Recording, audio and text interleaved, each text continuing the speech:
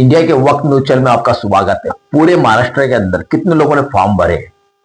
288 सीटें, ये सबको पता है। तो फॉर्म कितने लोग भरे जाते हैं? आप सोचेंगे उसका डबल या ट्रिपल, इसे 600-700 लोग समझेंगे आप। ऐसा कुछ नहीं है। फॉर्म कम से कम 13,793 लोगों ने फॉर्म, टोटल लोगों ने फॉर्म भरे थे। इसमें से कितने लोग पीछे हो गए, कितने लोग इलेक्शन लड़े? इलेक्शन लड़ने वाले जो लोग हैं वो सिर्फ 8,308 लोग हैं जिन्होंने किया, और मुकाबला करने वाले को ही इलेक्शन लड़ने वाला बोला जाता है। बाकी बहुत नामजद जिसके फॉर्म हुए वो लोग की जो गिनती है वो 2,49 लोग हैं जिन्होंने फॉर्म उनका रिजेक्ट हुआ भरने के बाद। और उसके बाद जो पीछे जो हुए, किसी को धमकी देकर पीछे कराया जाता है, किसी को अपने बजट के देखकर पीछे लेना पड़ता है, किसी को अपनी इज्जत बचाने के लिए पीछे लेना पड़ता है, जिसकी उसकी प्रॉब्लम के हिसाब से जो विड्रॉल करता है। वो लोग कितने पूरे महाराष्ट्र के अंदर? वो जो लोग है 3,436 लोग हैं, जिसमें से 40 शहर में भी एक बंदा है जिसने विड्रॉल किया। और उनकी तारीफ इसलिए मैं करूंगा क्योंकि भरना ही बहुत बड़ी बात है। और जहां पर 80% समाज अलग तरीके से रहता है, वहां पर एक मुसलमान फॉर्म भरता है और विड्रॉल जब करता है, उसके लिए बहुत बड़ी हिम्मत लगती है। और वो बंदे ने करके दिखाया, भले विड्रॉल किया पर फॉर्म जरूर भरा। 5,347 फॉर्म है। ऐसे अनेक फॉर्म भरे गए, इसको सबको मिलाकर होते 13,793 फॉर्म। इतने लोगों ने महाराष्ट्र में इलेक्शन के अंदर फॉर्म भरा था।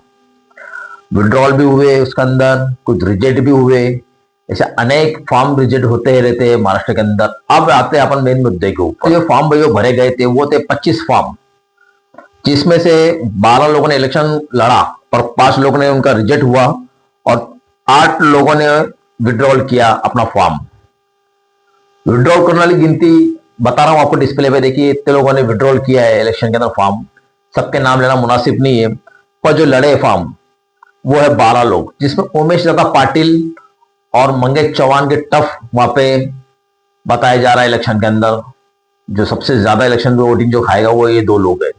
पर अगर मैं 2019 की बात करूं, इससे पहले की जो वोटिंग की जब बात करता हूं, तो वहां पर मंगेश दादा चौहान, डिस्प्ले में दिखाने की कोशिश कर रहा हूं आपको कितने वोटिंग उनको मिली थी। और आपको लगता है कि मंगेश दादा चौहान वहां पर आसानी से चुनकर आ जाएंगे? मुझे नहीं लगता। उसकी वजह यही है कि अगर मोर सिंह राठौर की वोटिंग, राजू देशमुख की वोटिंग, अगर दोनों को मिला दिया जाए तो कितनी वोटिंग हो रही है? आप खुद डिस्प्ले में देख रहे हो किस तरीके से वोटिंग हो रही है। ये टोटल वोटिंग जाती है 1,12,657 वोटिंग हो रही है इनकी। समझ रहे हो बात को आप? अगर ये दोनों की वोटिंग भी अगर गिन लो भाई, तो 1,02,657 वोटिंग इनकी हो रही है यहां पर। और उमेश दादा पाटिल आमदार भी रह चुके हैं और खासदारी भी रह चुके हैं।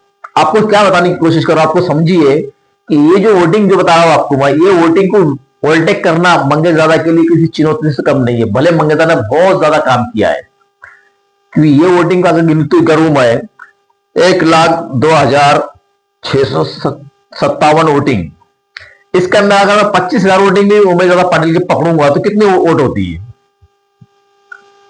बन जाती है 1,27,057 वोट। तो वो कम से कम मंगेश दादा को चुन के आने के लिए कम से कम 1 से 1.25 लाख की वोटिंग की जरूरत पड़ेगी। अगर बराबर वोटिंग गिरी राजू देशमुख की पूरी वोटिंग जो पिछले वर्षों 5 वर्षों गिरी थी वो, और मोर सिंह राठौड़ की वो वोटिंग अगर पूरी गिरती है उमेश दादा पाटिल को, तो वो वोटिंग गिनती यहां तक जाने की अपेक्षा है। और वो वोटिंग को ओवरटेक करना इतना आसान नहीं है। इसलिए काफी चैनल वाले उमेश दादा पाटिल को उम्मीदवार माना जाता है कि मंगेश चौहान को हरा सकते हैं वहां पर। आपको क्या लगता है? आप कुछ कमेंट में मुझे जरूर बताइए, क्या मंगेश दादा जरूर वहां पर इलेक्शन हारेंगे या जीतेंगे? क्योंकि अभी भी 40 लोगों की सीट है वो जद्दोजहद के अंदर पड़ी है।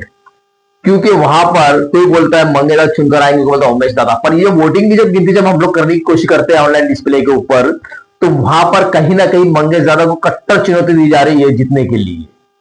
और वहां पे इतना आसान नहीं है मंगेश दादा के लिए। पर एक बात है, अगर ये मंगेश दादा जीत जाते इलेक्शन, तो उनके विरोधी एक साथ में सबके सब खत्म हो जाएंगे। जैसे राजू देशमुख मोर सिंह गुप्ता राठौड़, उमेश दादा पाटिल आने वाले 5 वर्षों के लिए ये पूरे के पूरे विड्रॉल हो जाएंगे और मंगेश दादा के लिए कोई भी वहां पे चुनौती बचती नहीं है उसके बाद, क्योंकि ये जो लोग राजू देशमुख, मोर सिंह राठौर, उमेश दादा पाटिल, ये तीनों के तीनों महारत हासिल करते हैं वहां की जनता के अंदर। क्योंकि उमेश दादा पाटिल किस तरीके से इलेक्शन लड़ते ये आपने खुद देखा है, उनका जो प्रचार करने का तरीका जो है आप खुद देख रहे हो कि किस तरीके से उन्होंने प्रचार किया शिवसेना उदय जट का।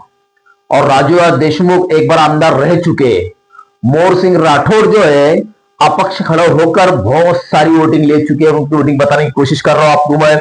38,429 वोटिंग उन्होंने लिया था, ये कोई जोक नहीं है, बहुत बड़ी बात है ये। और दोनों को अगर मिला दिया जाए तो आप बनती है वोटिंग की गिनती, आप समझ रहे हो कहां जा रही है।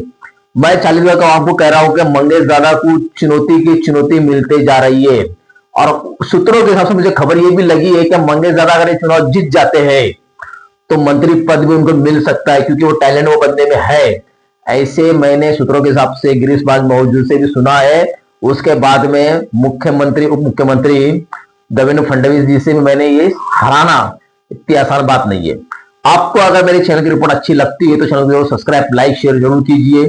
40 गांव की अपडेट अगर आपको देना चाहते हो तो नंबर आपको डिस्प्ले दिख रहा है। मुझे कोई भी वीडियो, कोई भी न्यूज अगर देना चाहते हो आपको हम व्हाट्सएप के जरिए से हमको भेज सकते हो, अपना नाम एड्रेस सबके साथ में भेजिए। और मेरा जो चैनल है इंडिया का वक्त न्यूज चैनल रजिस्ट्रेशन चैनल है और प्रेस भी है मेरा, और आपको इस पर जरूर कॉन्टेक्ट कीजिए, आपको आई कार्ड वगैरह बना के दे जाएगा। जय हिंद, खुदा हाफिज।